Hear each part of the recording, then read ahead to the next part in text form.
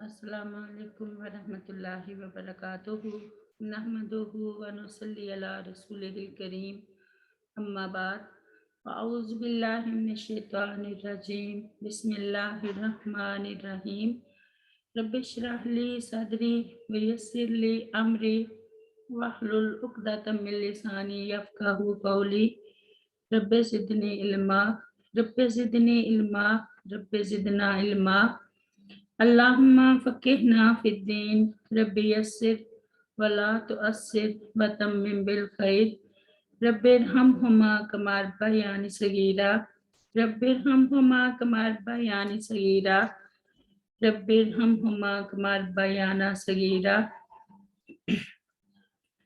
آج ہم سورۃ الانعام کی آیت نمبر 153 سے پڑھیں گے انشاءاللہ۔ بسم اللہ الرحمن الرحیم۔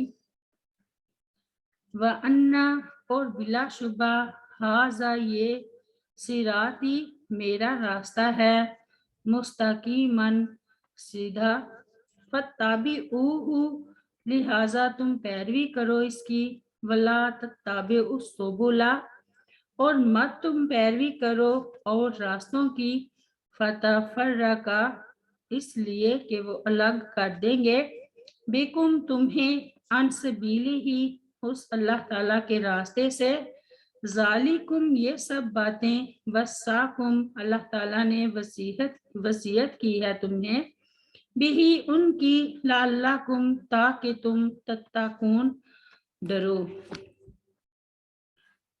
اب اس سے پچھلی آیت میں اللہ تعالیٰ نے 3 باتوں کی طرف توجہ دلائی۔ وَلَا تَقْرَبُوا مَالَ الْيَتِيمِ إِلَّا بِالَّتِي هِيَ أَحْسَنُ کہ یتیم کے مال کو مت کھاؤ اور اس کی کفالت کرو۔ وَأَوْفُوا الْكَيْلَ وَالْمِيزَانَ بِالْقِسْطِ ناپ تول میں کمی نہ کرو۔ لَا نُكَلِّفُ نَفْسًا إِلَّا وُسْعَهَا یعنی جن باتوں کی ہم تاکید کر رہے ہیں وہ ایسی بھی نہیں ہے کہ جن پر عمل کرنا مشکل ہو۔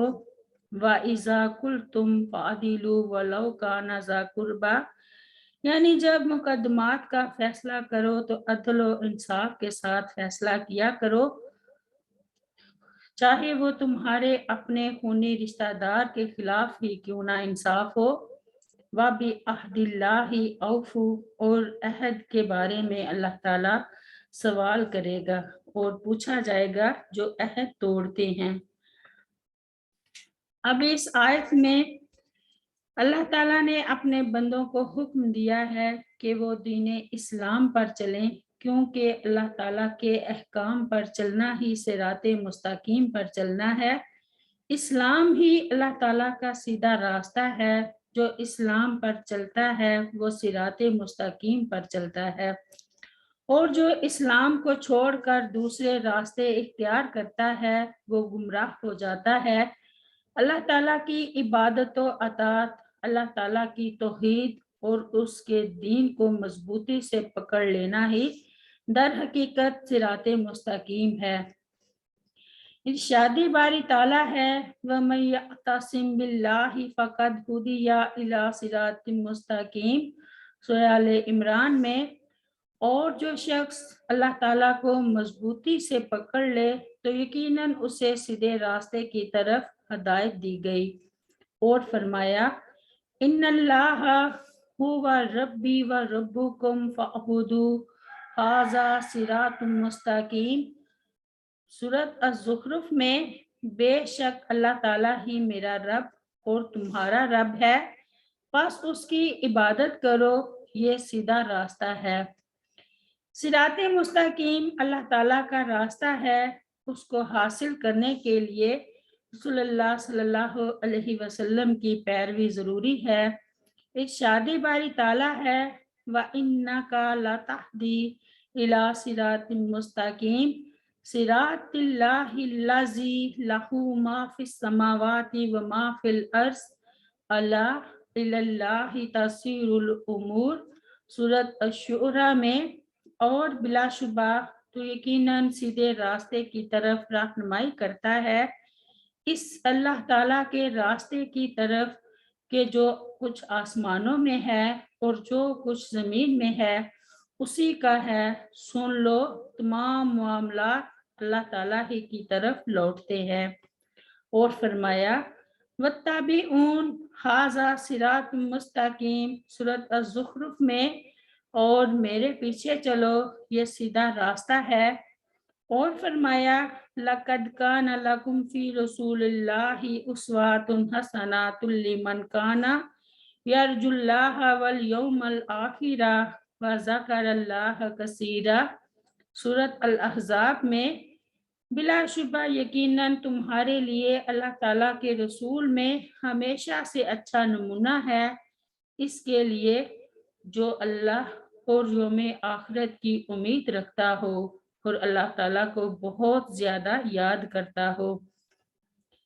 سیدنا عبداللہ بن مسعود رضی اللہ عنہ بیان کرتے ہیں کہ رسول اللہ صلی اللہ علیہ وسلم نے اپنے دستے مبارک سے ایک خط کھینچا اور فرمایا یہ اللہ تعالیٰ کا راستہ ہے، پھر اس کے دائیں اور بائیں خط کھینچے اور فرمایا یہ ایسے راستے ہیں کہ ان میں سے ہر ایک پر شیطان ہے جو اس کی طرف دعوت دے رہا ہے۔ پھر آپ صلی اللہ علیہ وسلم نے یہ آیت کریمہ پڑھی وَأَنَّ هَٰذَا صِرَاطِي مُسْتَقِيمًا فَاتَّبِعُوهُ وَلَا تَتَّبِعُوا السُّبُلَ فَتَفَرَّقَ بِكُمْ عَنْ سَبِيلِهِ، اور یہ کہ بے شک یہی میرا راستہ ہے سیدھا، پس اس پر چلو اور دوسرے راستوں پر نہ چلو کہ وہ تمہیں اس کے راستے سے جدا کر دیں گے۔ مسند احمد کی روایت ہے۔ سیدنا نواس بن سمعان رضی اللہ عنہ بیان کرتے ہیں کہ رسول اللہ صلی اللہ علیہ وسلم نے فرمایا اللہ تعالیٰ نے صراط مستقیم کی مثال اس طرح بیان کی ہے کہ جیسے ایک راستے کے دونوں طرف دو دیواریں ہوں اور ان دونوں دیواروں میں کھلے دروازے ہوں، دروازوں پر لٹکتے ہوئے پردے ہوں، راستے کے دروازے پر ایک دعوت دینے والا یہ دعوت دے رہا ہو کہ اے لوگو آؤ اور سب کے سب صراط مستقیم میں داخل ہو جاؤ اور الگ الگ راستے اختیار نہ کرو، اور ایک دعوت دینے والا راستے کے درمیان میں بھی دعوت دیتا ہے۔ جب کوئی انسان ان میں سے کسی دروازے کو کھولنے کا ارادہ کرتا ہے تو وہ کہتا ہے ہائے تجھ پر افسوس، اسے نہ کھولو، کیونکہ اگر تم نے اسے کھولا تو اس میں داخل ہو جاؤ گے۔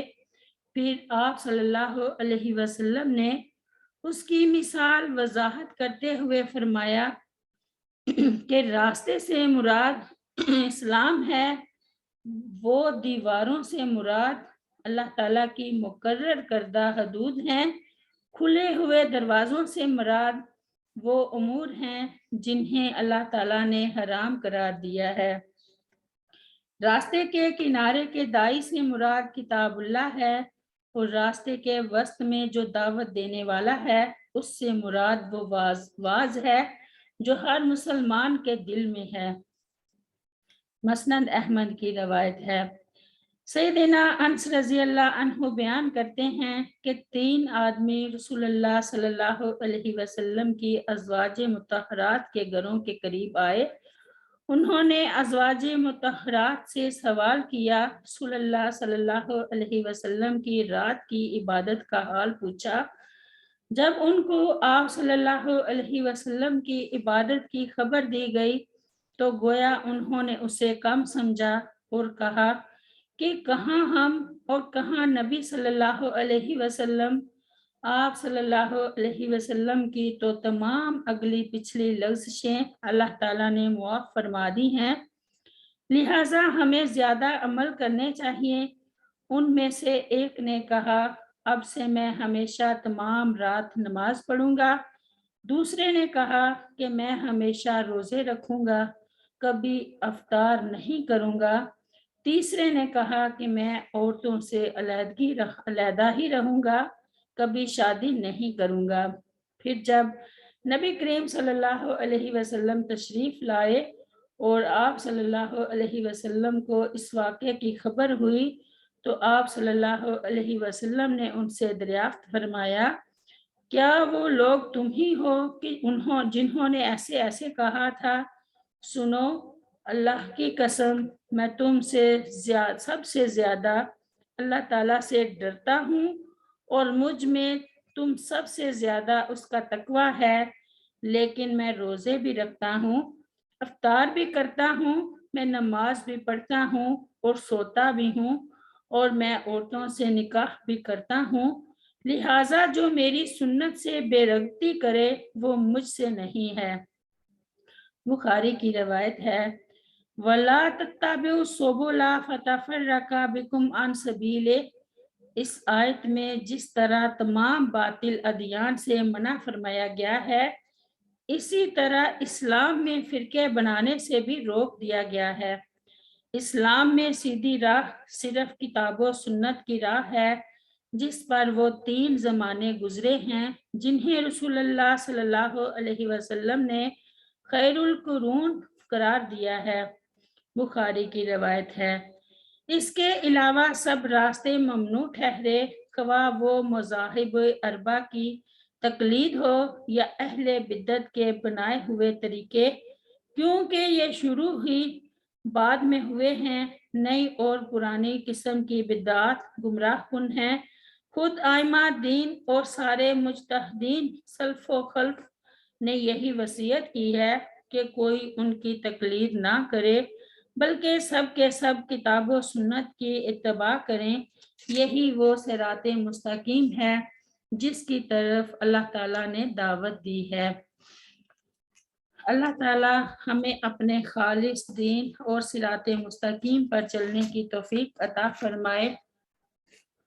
رب اغفر لی ولوالدی ولمن دخل بیتی مؤمنا وللمؤمنین والمؤمنات سبحان ربک رب العزت عما یصفون وسلام علی المرسلین والحمد للہ رب العالمین۔ السلام علیکم ورحمۃ اللہ وبرکاتہ۔